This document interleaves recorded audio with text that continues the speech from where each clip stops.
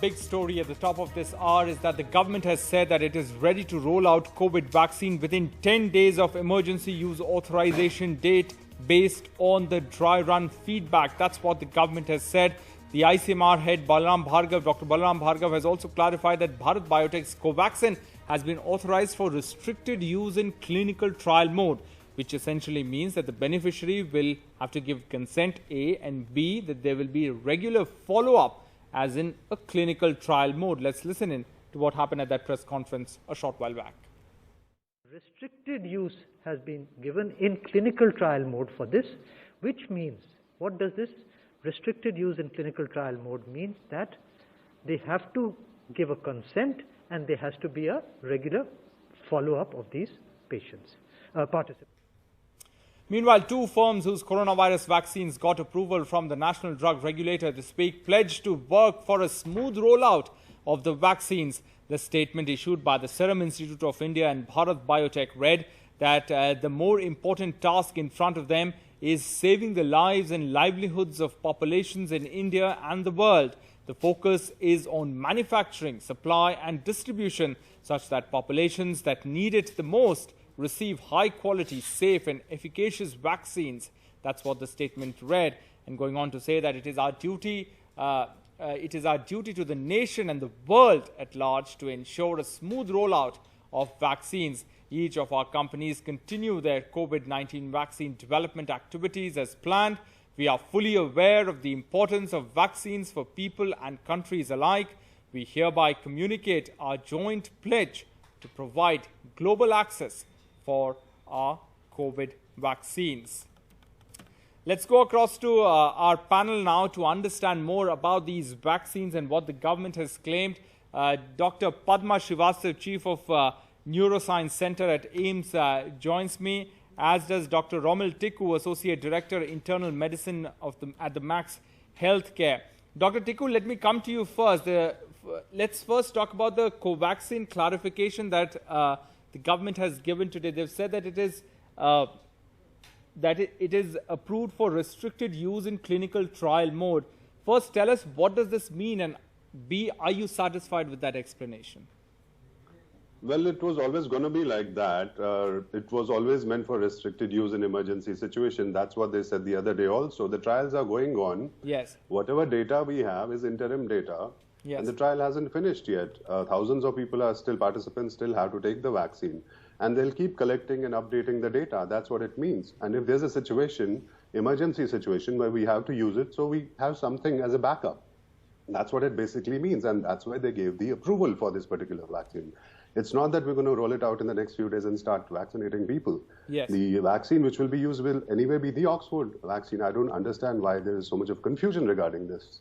Right, and because the MD of Bharat Biotech has said that we are not a backup, we are a vaccine. He had hit out at that comment earlier made that that their vaccine could be a backup. He had hit out and said that we are a vaccine, not a backup.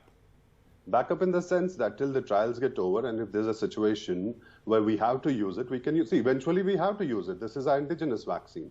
And yes, I'm sure the data will eventually show up that it is efficacious. Anything above 50% is taken. So I'm sure it will be more than that. And right, at some point, while we start manufacturing, see, the problem is also manufacturing.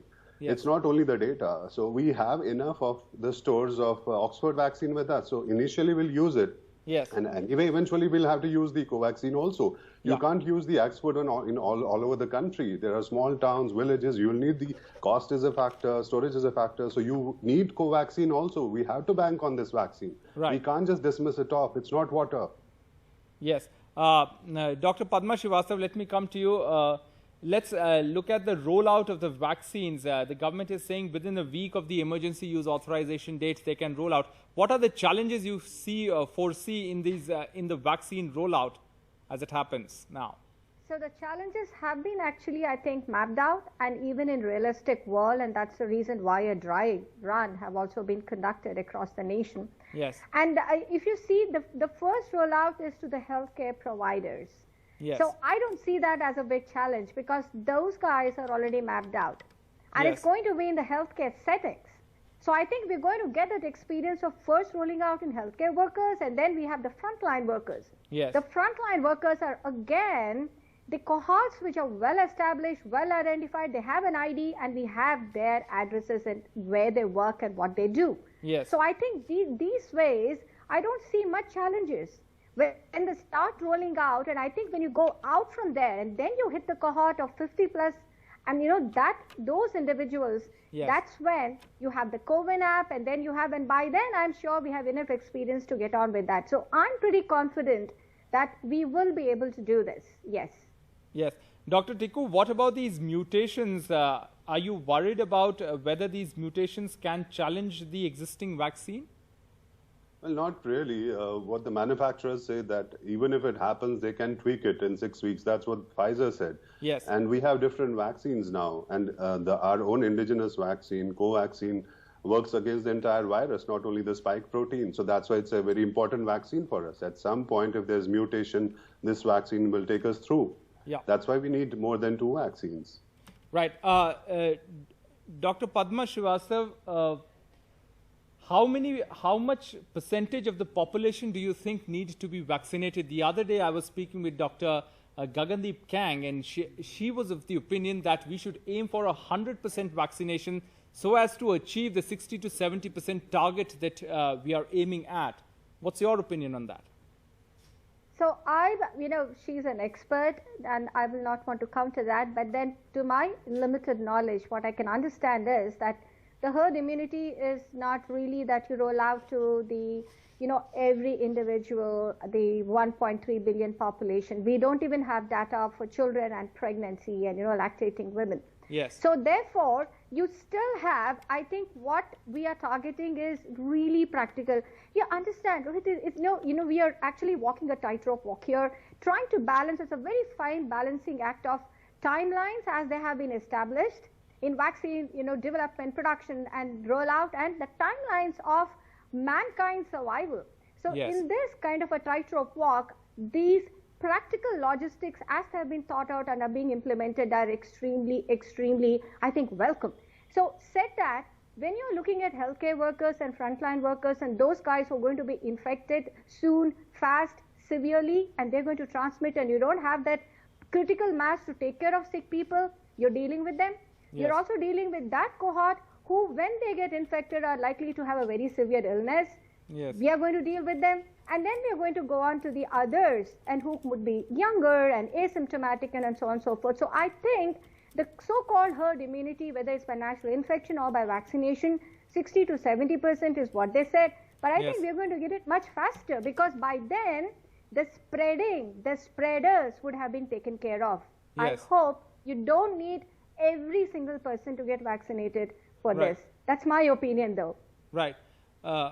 Dr. Tikku, there are 2 strategies emerging over here about on vaccinations. First is, for example, if you take 50 million as a sample, so if you have 50 million of vaccines ready, then you choose 25 million people and vaccinate them twice over whatever dosage regimen you follow, 4 weeks to 12 weeks. The other strategy is you vaccinate, give the first shot to a larger number of population, and then wait for the second batch of the vaccines to come to vaccinate the others. Which one would you advocate? I would advocate the first one. 4 to 6 weeks later, have the second shot, because that's what we do conventionally. Right. And it's a big challenge getting back people after 2-3 months. Yes. See, this was tweaked in Britain, UK, because they had a huge spike. They have 50,000 cases and they're not able to deal with it. So they yes, want to vaccinate a majority of population. That's why it was changed. Otherwise, it's always the conventional way. Even in US, they're doing 4 weeks, 21, 28 days. So I would go with the conventional way of doing it after 4 to 6 weeks. That's the right way to do it. Otherwise, there'll be too much of confusion. And it also depends on the cases. India doesn't have a surge in the cases. We're doing pretty well at the moment. So we're not worried about vaccinating the majority of the population within a stipulated time. yes, So we can do over a period of time. If we manage to give it to the healthcare workers initially and then the priority population, see, if we give it to, say, 30 crore people in the first 6 months, I think we would have achieved a lot, because then you're left with what? Till 50 years of age, and less than 50 with comorbidities, anyway you're given the vaccine. yes, 1 to 25 is very mild. So 25 to 50 without comorbidities, that's what you're majorly left with. yes, And even if they have some kind of a disease, majority of them are going to sail through. So priority population is what we should be focusing on, and later on the general population. And as the doctor rightly said, we don't have to vaccinate each and every person. Yes. I would say 60% is more than enough. And I'm very sure the kind of experience that we have, yes, and we'll be able to achieve it. Right. Dr. Padma, what about let's talk about the CoWIN app. How important do you think technology is here in delivering this vaccine? Yes, so the technology seems to be quintessentially the pillar on which this whole thing is probably being largely based on a successful rollout. So the CoWIN app is identifying, awareness, knowledge, and tracking them, actually identifying the beneficiaries and when to do it and how to tag them once they're given, and also follow up and looking at the adverse events, and the whole entire map is on this technology development. And so it looks ambitious, and I really hope it works. My only concern is the app application and the connectivity in the remotest parts, say like you're yes, looking at Timbuktu. But I guess in the first rollout, you're not really looking at Timbuktus. You're looking at the healthcare centers, and even going down to ASHA workers, and because that's a rollout which has been happened even in our universal immunization program. Yes. So I think along with the app, the other things would also be in place. But yes, extreme interiors, very, very wherein there's no network, there's going to be an issue. But I don't think we have reached there yet. By yes, the time we reach there, we'll probably have enough knowledge to modify and get on to bigger and better things. Dr. Tikku, then after these populations that we've spoken about comes children. When do you think that will be possible for the children to be vaccinated against COVID? I think that will happen over a period of time, because most of the trials which have happened have not included children. It's mostly 18 and above. Yes. But now the trials have started, especially 12 and above. So at some point we'll have to vaccinate, because most of the trials anyway don't involve children. And yes, in this particular case, this is a new virus, so we have to do it over a period of time. I think maybe 6 months to 1 year. Once we have more data on children, we don't have enough data on them, because yes, trials haven't happened. So at some stage we will have to. But since children don't have a severe disease and they have some sort of innate immunity, because of thymus gland or whatever. So I won't be too worried about them at the moment. But yes, finally, at some point, we will need a vaccine for them as well. All right, Dr. Padma Srivastava and Dr. Romil Tikku, thank you very much for joining us on this short duration discussion.